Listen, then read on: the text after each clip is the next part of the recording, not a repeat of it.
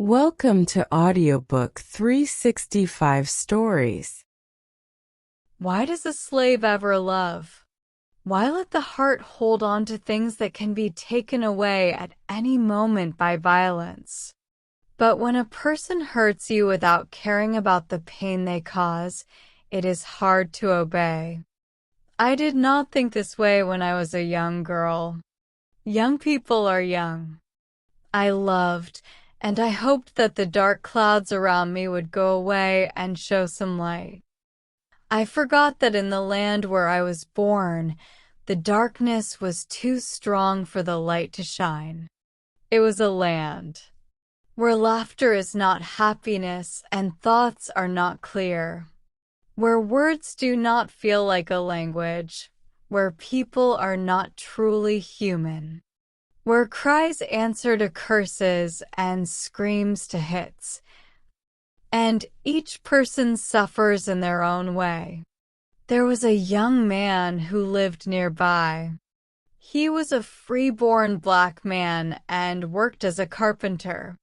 We knew each other as children. We liked each other, and he asked me to marry him. I loved him with all the feelings of a young girl's first love. But when I remembered that I was a slave, and the laws did not allow slaves to marry, my heart became sad. My lover wanted to buy me, but I knew Dr. Flint was too selfish and controlling to allow that. I was sure he would be against it, and I had no hope from my mistress either. She would have been happy to get rid of me, but not in that way. She would have felt better if I had been sold to another state far away, but if I married nearby, I would still be in her husband's control, just like before. A slave's husband cannot protect her. Also, my mistress, like many others, thought that slaves should not have their own families. She believed that slaves were only there to serve the master's family. One time, I heard her scold a young slave girl who said a black man wanted to marry her. "I will punish you very badly," she said, "if I ever hear you talk about that again. Do you think I will let you take care of my children while you are with that man's children?"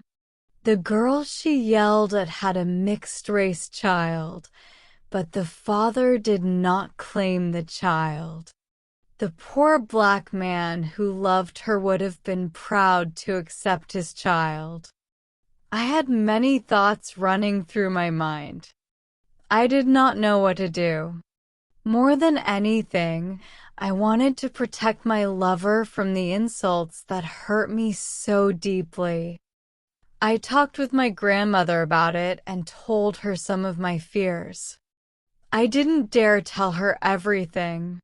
She had suspected that something was wrong for a long time, and if I confirmed her fears, I knew it would cause a big problem that would ruin all my hopes.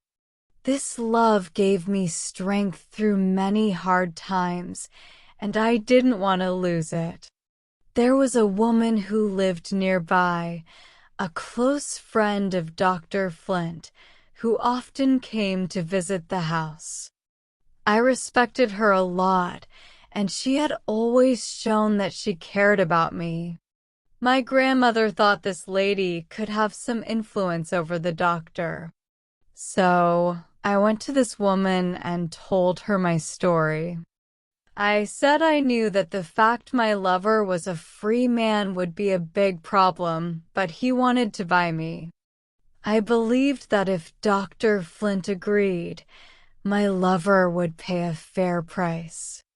The lady also knew that Mrs. Flint did not like me, so I suggested that my mistress might agree to sell me, which would make her happy to be rid of me.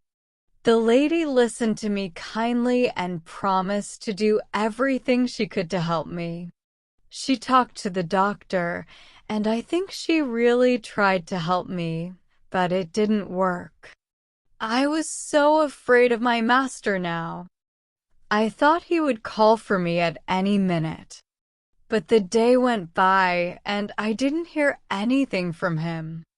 The next morning, someone came with a message, "Master wants to see you in his study." I found the door open a little, and I stood there for a moment, looking at the man who thought he had the right to control my body and soul. I went in and tried to stay calm. I didn't want him to see how hurt I was inside. He looked at me with a look that seemed to say, "I might kill you right now." Finally, he broke the silence, and we both felt some relief. "So, you want to get married, do you?" he said. "And to a free black man?" "Yes, sir," I replied. "Well, I will show you who is in charge here. If you must have a husband, you can marry one of my slaves." What a terrible situation it would be to be the wife of one of his slaves, even if I didn't love anyone else. I said, "Don't you think, sir, that a slave can have a choice about who she marries? Do you think all men are the same to her?" "Do you love this black man?" he asked suddenly. "Yes, sir," I said. "How dare you say that to me?" he shouted, very angry.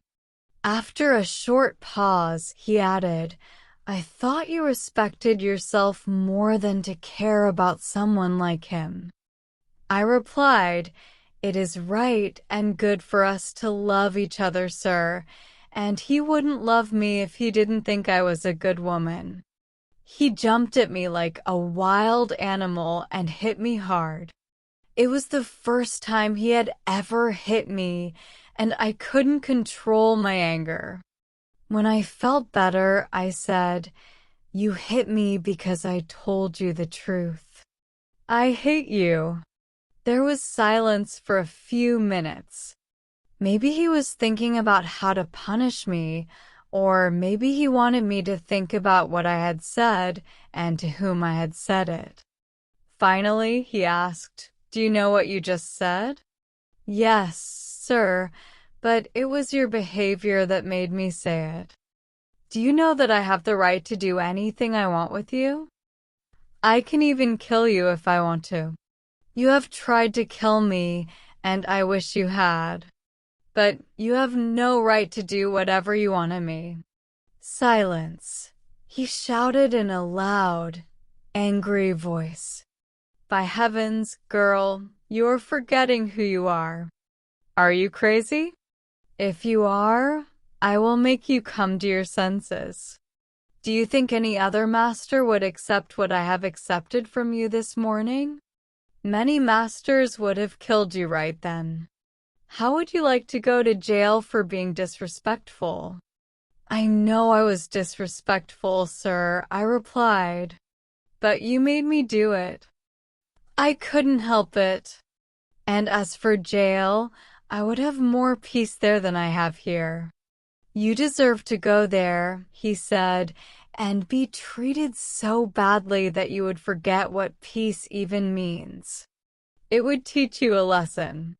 But I'm not ready to send you to jail yet, even though you don't appreciate my kindness. You have made my life difficult. I wanted to make you happy, but you have been very ungrateful. Still, even though you don't understand my kindness, I will give you one more chance, Linda. If you behave and do what I say, I will forgive you and treat you like before. But if you disobey me, I will punish you like I punished the worst slave on my plantation. Never talk about that man again. Do you understand? I'll teach you about marriage and free black men. Now go, and let this be the last time I talk to you about this." Reader, have you ever hated someone? I hope not. I only hated once, and I hope I never hate again. Someone called hate the feeling of hell, and I believe that's true. For 2 weeks, the doctor didn't talk to me. One morning, as he walked through the hallway to leave the house, he managed to push a note into my hand. I decided to read it, so he wouldn't read it to me later. The note said he was sorry for hitting me, but he also said it was my fault. He hoped I now understood that making him angry would hurt me. He wrote that he planned to go to Louisiana and take some slaves with him, and I would be one of them.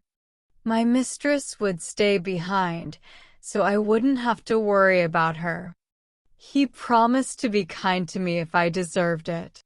He asked me to think about it and give him an answer the next day. The next morning, I was asked to bring a pair of scissors to his room. I put the scissors on the table with his letter beside them. He thought I had given my answer, so he did not call me back. I went, as usual, to take my young mistress to and from school. He saw me in the street and told me to stop at his office on my way back. When I went inside, he showed me the letter and asked why I didn't answer it. I said, "I belong to your daughter, so you can send me or take me wherever you want." He said he was happy I was willing to go and that we would leave in the autumn. I thought he was only trying to scare me and didn't really plan to go to Louisiana. But I decided that I would never go with him. Summer passed, and in the autumn, Dr. Flint's oldest son went to Louisiana to look at the land, because they were thinking of moving there. This news didn't worry me, because I knew I wouldn't go with him. Dr. Flint had not sent me to the plantation yet because his son was there, and he was jealous. He was also jealous of the overseer, which is why he didn't send me to work in the fields. I couldn't feel proud of these protectors. Young Mr. Flint did not bring back good news about Louisiana, so I didn't hear about it anymore.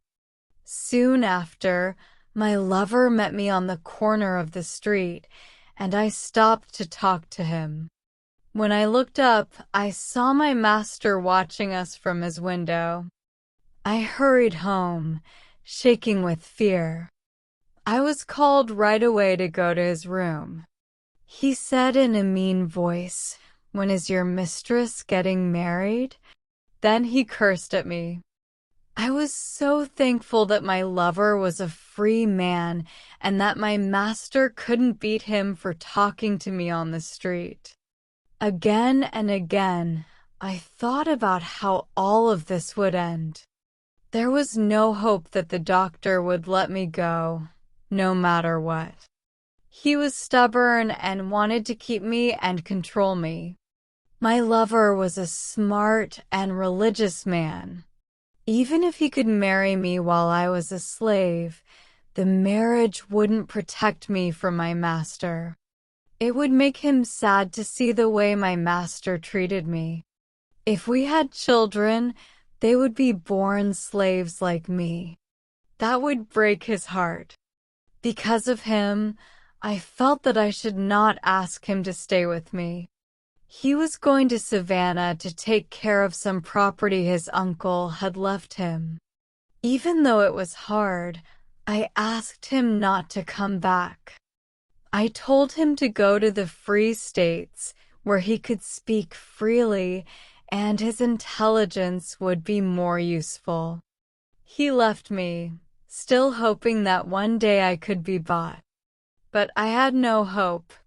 The dreams of my young years were gone. I felt lonely and sad, but I wasn't completely alone. I still had my good grandmother and my loving brother. When he put his arms around me and looked into my eyes, I felt like he could see the pain I couldn't talk about. I felt lucky to have something to love. But that feeling was quickly lost because I knew my master could take him away at any moment.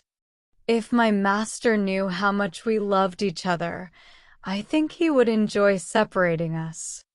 We often talked about how we could escape to the north, but as my brother William said, it's easier to say than do.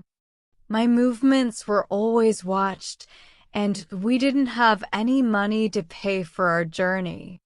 As for my grandmother, she was very against the idea of us escaping. She remembered how much Benjamin had suffered and feared that if another one of her children tried to escape, they might suffer even more. But for me, nothing seemed worse than my life as it was. I said to myself, William must be free. He will go north, and I will follow him. Many other slave sisters have had the same plans.